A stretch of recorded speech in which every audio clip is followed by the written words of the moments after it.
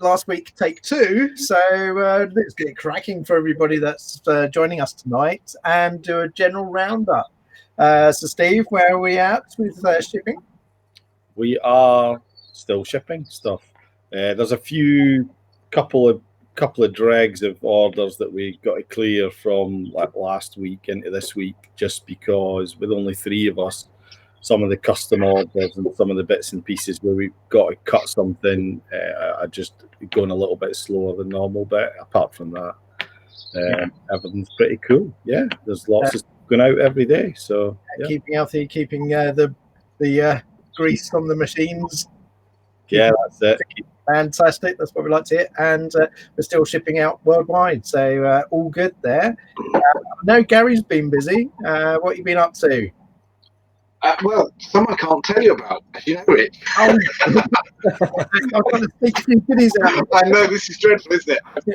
I've got to the point now where I've got a lot of instructions to do next week. Yeah. Yeah. And some stuff that Steve's got, but he can't show you that either.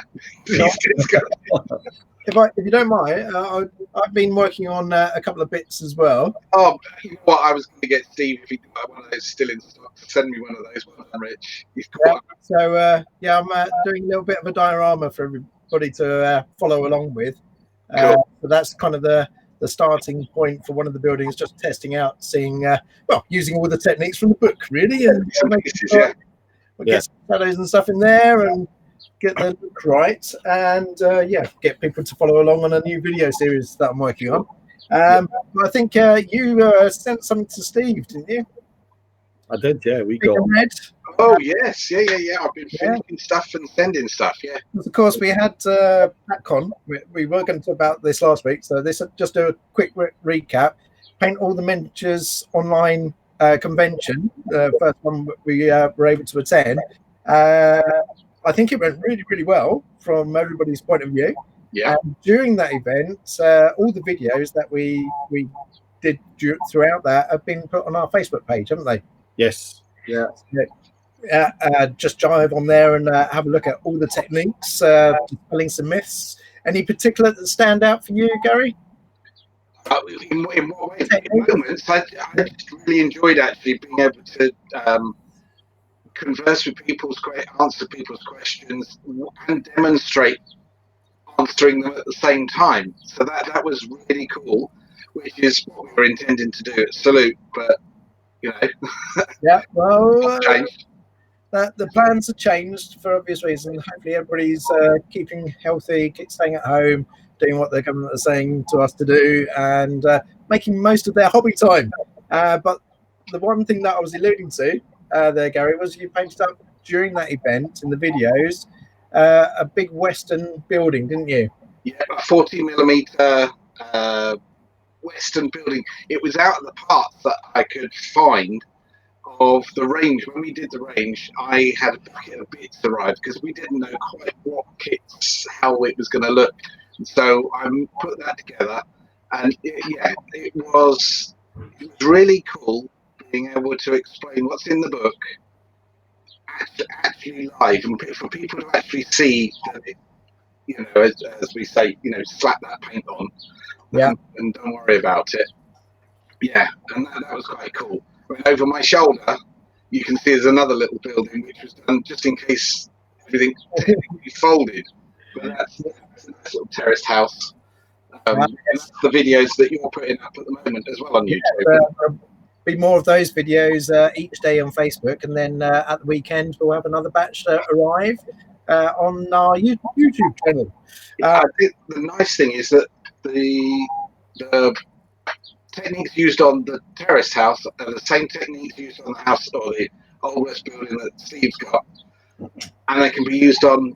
Well, you've just demonstrated. You're testing them out, and the way you use them. Straight away with my diorama, but Steve, you flicked onto a different camera there a minute ago, and there was a big red building sat next to you. Yeah, wait a minute. We're waiting. And ta-da! Look at that. So that is the kit that Gary painted over the course of the weekend. Is that a wanted poster? It is. Yeah. It's Jesse James, a little Jesse James wanted poster on the side of it. Fantastic. Love it. So we put that together, and then at the end of the weekend, we ran a little competition. So this has arrived with us today, and then tomorrow we will pack it up and send it to the winner, who also got a signed book as well. So, Oh, that's superb. guy, yeah, Fantastic. Well, let's see if we can do something similar fairly soon, I hope. For everybody watching, we might try something new in the near future. More on that later, but in another video. So, general updates wise, what else have you got for us, Steve? I have been doing a little bit of test cutting as well in the evenings, a little play. So I think we showed it off last week, And people should know that Steve never goes home, or at least live here. So. We changed him into the factory there. Yeah. So what you got? It is a. Wait a minute. I will switch to the other camera. We'll widen. Yeah. It is a paint tray, hobby tray. So this is a little desktop one. There is which is about A4 size. There is a bigger one. Looks like it's got a paint pot holder, a water holder. Same sort of style as our existing paint rack. It comes off, so you can just have it as a tray. You can add this. This can also be built left or right-handed, so the brush holders and the water pot can be left or right, depending on which way around you are inclined. So yeah, and it just clips on. Yeah. I say this is the first time I've seen this, folks. Normally, what happens is that it's test cut, it's posted to me. AJ does a test build. I do a test build to do the instructions, and everything goes right. So we've had a few Skype calls this week going, this is a bit wacky, this doesn't quite fit. So that one works. Cutting mat on that, is it designed to fit a particular size, or? Yeah, that's got an A4 cutting mat sitting there perfectly well. Brilliant.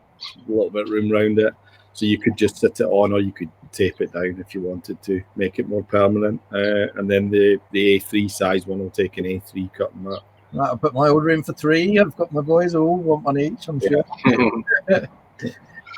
So yeah, so those will be coming very soon. We'll show some more of them off on maybe in the newsletter this weekend. Fantastic. Yeah. That's that. And you're not going to divulge any more secrets there, Gary?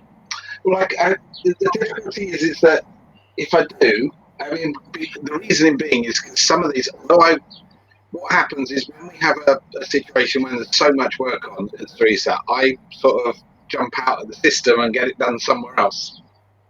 And I can't do that at the moment because they're not in operation either. So we've got some stuff that has been test cut, built, painted. It just needs instructions. I know it goes together. It's even tagged, but we need a test timing cut. So it's all a little bit in the air. I'm waiting for the man, in the workshop to give me permission, maybe to show something off. I don't know. Well, you have been doing something that's not a kit this week, though, haven't you? Finished something off. Oh yeah. God, mammoth task. Yeah. As you know, Teresa's 10 years old, and yeah. So over the 10 years, we've managed to do over 1,000 kits. So every year at Salute, we tried to do a price list, and that was underway. And so we've got a price list which is 78 pages long, folks. 78 pages. 78 pages. That's the whole price list, but we've also broken it down into individual range PDFs. So hopefully, if we can get that sorted, people interested in range can just. But it's got lots of pictures in it, and it's taken a week. Pictures in it as well. Oh, yeah. There's loads of pictures and bits and bobs. Yeah. So we'll get that. We can get the PDF sorted, and then we'll get some printed as well. But no, yeah. It's so easy to forget what is in a range. Yeah. well, going to just the gas lamp stuff, which of course is my favourite at the moment because I'm working on it, but it's pages. And there's the archways, and then you look at the Americana retro stuff, and you forget that you did a petrol station with plastic petrol pumps and all of that sort of stuff, and the diner. So that was just quite interesting, just going through the price list. Page by page. Just refreshing a memory of all those cool things that are hidden away still on our site. Yeah. It's 5, I think it's 5, it might be more, I don't know, 5 pages of sci-fi kits. From our pod ones right the way through to the big domed stuff that we've done on sanctions. You know, the Atari's domes and things. It's a bit out of the box thinking there, wasn't it? Yeah, that's partly why we're supporting the book with all the videos that we're doing, particularly your new series. We called it Build Series 1, so that you can follow Gary literally from step by step, from taking the first bits out of the cellophane packaging before you pop them apart, working out what goes where, and then working your way through the various stages of building, or rather painting before building. The last ones, which will be coming next week, you should see working with the wet pens, the paint pens. Yep. And wallpapering. That's quite an interesting one. Yeah. I'll just show the wallpapering. Yeah. Because we haven't got the photos yet for these, so. Well, they were emailed to you, but so if I hold that up to the camera, there you go. That's special, Gary. That's awesome. It's good just to show you what you can achieve with. And all the wallpaper's paper. That's So even if you didn't want to put all the bits inside, just having the floor done, the wallpapering, all that sort of larky finished off, it can, when you lift the roof off to move your troops in, it's going to look fantastic anyway. Yeah. So, I might make a 1-to-1 scale version of that. It looked quite nice. I think Brad had one like that. We've gone to the backyard as well. An outdoor toilet. Outdoor toilet. Yeah, my nan definitely had one of them. Notice the NCB markings on the coal sacks, you know. Yeah. So it really shows you can go to town on this detail, and that's what we want the videos to show, is just how easy it is. There's no barrier to getting a result like that for anybody.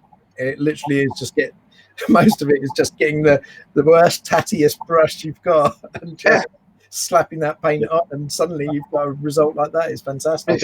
It's a bit heartbreaking at the moment. I've got one which it's got to the point where it is it's just too stiff to use. I just let myself in the bin. We should all have those brushes. I got mine somewhere. I did wash them. Yeah, I think that's been left in the belly of the brush. One of the good things the last couple of weeks now is, because people are obviously starting to get the books landing on their doorsteps, is seeing people having a go at some of the techniques right away and some of the results. You know, it's been really good. A couple of people using the brush pens, the acrylic brush pens, people using printed out paper and things for roof tiles. Yeah. It's been really good. And we should remember that one I had to double take the other day when I saw that one with the roof tiles. That was cool. Oh yes, yeah, that was the blue ones. Yeah, some really nice results, and I want everybody just to keep sending them in, because they are great to share. Yeah, to show what everybody else can do. It's not just you, Gary. Everybody else can do it easily too. That's good. Yeah. Oh yeah. Sent in today, so I've got some more to fire up. We'll get them shown up. So, well, hopefully when we get together next Thursday, we should have perhaps some news on some other colourful PDFs that people will be able to grab hold of. We'll talk about that next week, I think. For now, people can just jump online, check our website, but check the Facebook for all the videos and catch up to date, see what we're up to. Steve, I think would probably be worth wrapping up tonight, just a fairly short and sharp one, but anything you want to add on for today? No, I'm just looking. Someone's just asked the question about terrain tiles, what they're like when you stick them together. Oh, yeah. If I can actually demonstrate it, because funnily enough, I've got some sat right beside me here.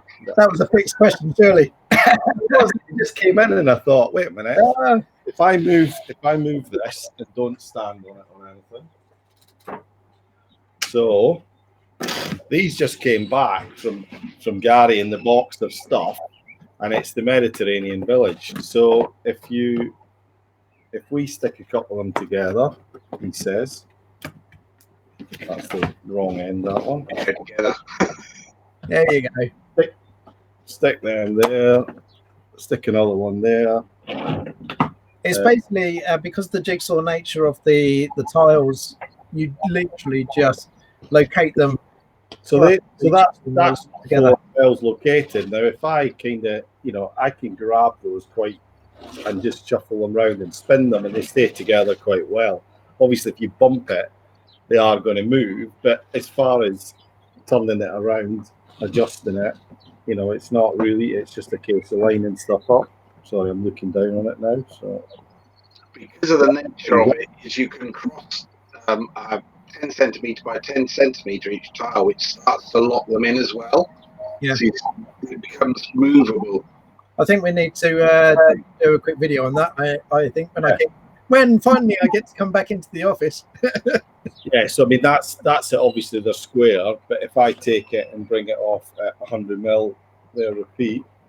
He says, there you go. That's it linked up there. So it's still show that. Yeah. So it goes like that, or it goes like that. I think Mr. Harrigan can wait until we get out of lockdown. I'll do a video and do a top-down show and tell of how perhaps we can use magnets and things to lock them together on top of a magnetic board, or just how they interlock and work together. Yeah, that'd be a great idea. I was just looking to see if I had any, but I don't have any here. I've got one with a piece bar on it. Nobody's having that one. I like that one. Yeah. I think Gary Withrow suggests that we could put magnets in the edges, and actually, Gregory, Steve and I had talked about this, and we were looking at using a whiteboard. Yeah, we thought actually what would be a really good way to do it is to put your magnets on get flat disc magnets on the underside, and then if you got a magnetic whiteboard, or even just got some a magnetic whiteboard, you could just lay that down and sit them on top, and it would just hold everything in place. Yeah. Edge to edge. That have two. Do they connect edge? That's the. I don't know. I think the magnetite. They don't. Oh, right. Okay. Wonky, so. Yeah. So get a stack of them, and they do really well. And I think a little tack of glue on each corner, one of these in each corner, they'll stick down really, really well. Yeah, because if you didn't have any heavy pieces on the tiles, if there wasn't a lot of weight on them, you could lift the whole board up and sit it against the wall, and it would just stay. And to be honest, I've seen videos where we're playing about with disguising things like that underneath, like flower pots or things like within the corner of a building. You could easily hide a magnet. So yeah, when the building's built onto one of those tiles, you can. Yeah, you could quite easily just put a little notch and put some magnets in the edges of them. You would be able to do that pretty easily. Yeah. Right. So someone else is who's this? An extrovert paints. I hope we have some more ancient Greek ships coming. It's not Greek. Sorry. But it does have big Corvus towers, doesn't it? Yeah, and the boarding ramp. I'll do. Yeah.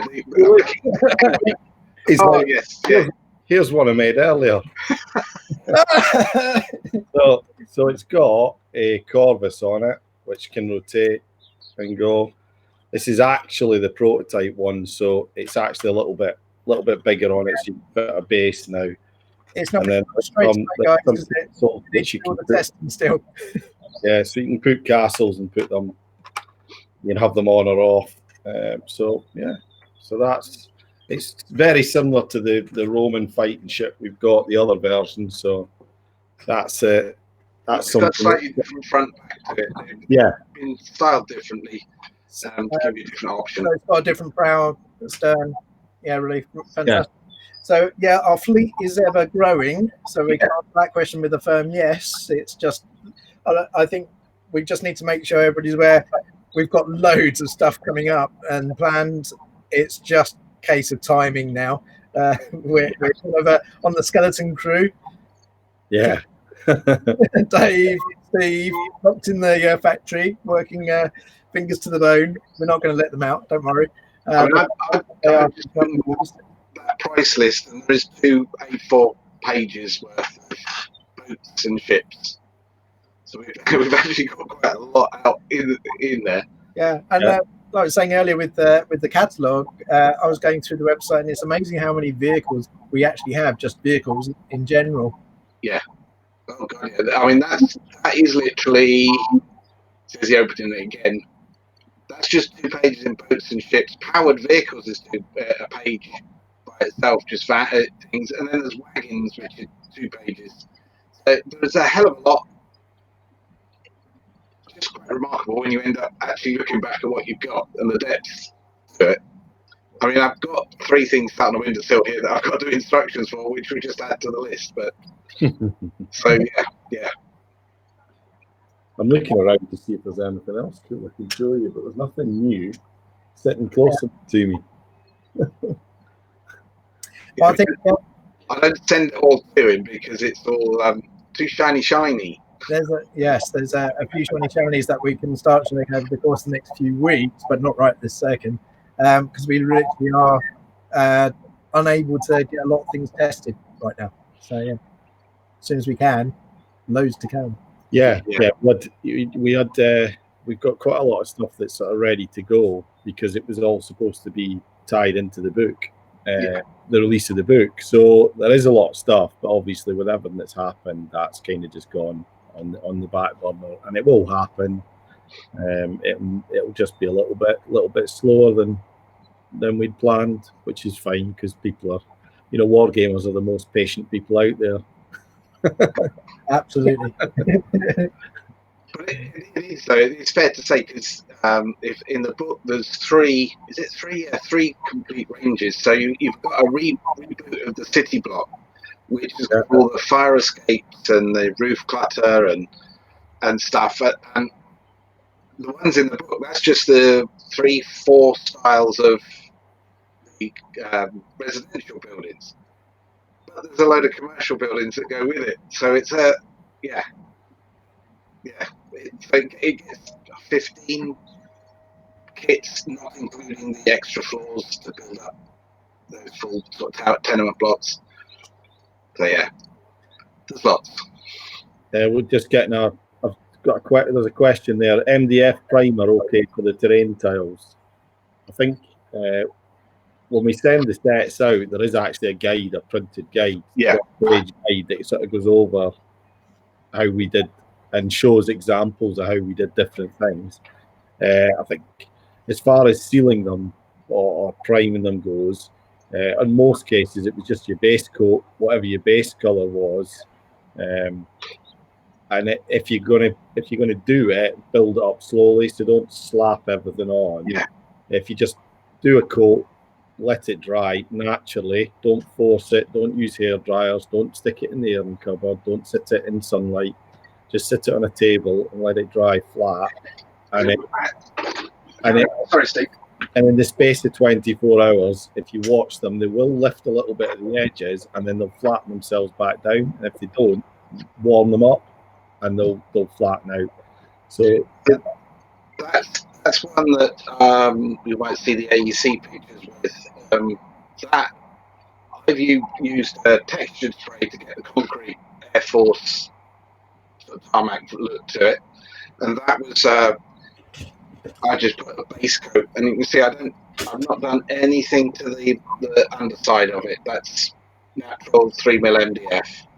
And as Steve says, just put the first coat on. Yeah, they're fun, aren't they? The texture ones are hilarious. because you can get one, and if you get too close, it will actually blow the paint off. Yeah. That's too hard. You have to get that real sweet spot to know where it's going. You know, this was given a quick base coat colour, which I used as a sort of grey, and that's the 30 centimetre tile. You probably won't see it perfectly, but that's been sat in the sun today, so that's probably a mil up. But as Steve says, if you put it into the sun upside down, it goes the other way. You know, it's got wax and resin in it, so it's quite natural, but it's really balanced. It always goes flat.